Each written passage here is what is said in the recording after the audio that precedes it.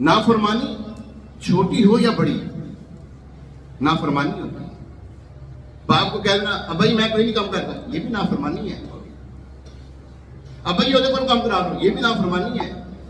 जबकि बाप माँ बाप आपको कह रहे हैं तो आपको करना चाहिए, किसी और पर नहीं डालना चाहिए, ये भी नाफरमानी है। फिर इससे बड़ी बड़ी नाफरमानी है। जब यहाँ छोटी छोटी नाफरमानियों से फिर बंदा बड़ी नाफरमानियों तक चला जाता है। हमें अल्लाह ताला ने क्या कुछ नहीं दिया हुआ, हम फी ज़माना हम देखें क्या कुछ नहीं हमारे पास, हर कुछ है। इलेक्ट्रिक वॉशिंग मशीन हमारे पास है, हाथ से कपड़े नहीं धोने पड़ते हैं, मगर हमें याद है हम हाथ से कपड़े धोते थे, ठीक है। अच्छा, वो डंडे मार मार के कपड़े धोया करते थे हमारे जो है ना घर में। आपके भी ऐसे ही होता था।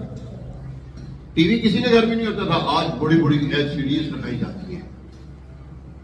आज पहले सिल के ऊपर जो है वो मसाले बनाए जाते थे, आज ग्राइंडर के अंदर सारा कुछ हो रहा है।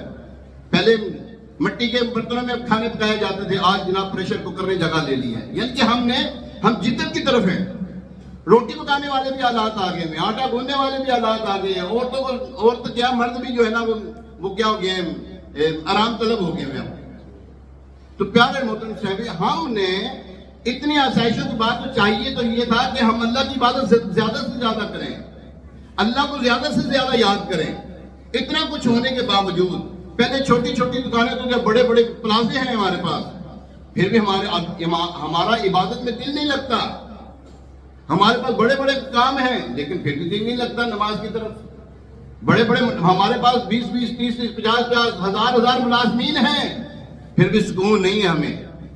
वजह क्या है? अल्लाह की नाफरमानी। याद रखें, जो नाफरमानी है ये किसी भी मज़हब में किसी को जायज नहीं है।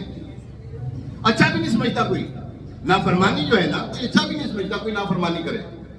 तो उन्होंने